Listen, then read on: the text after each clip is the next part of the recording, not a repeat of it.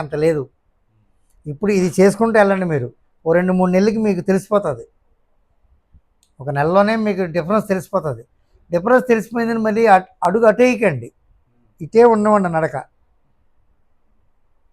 మీకు. లేదు, ఈసారి వేయకూడదు.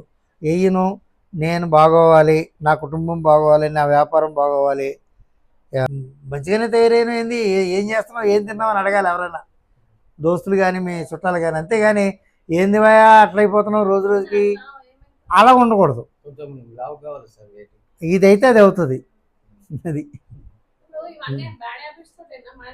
అంతే.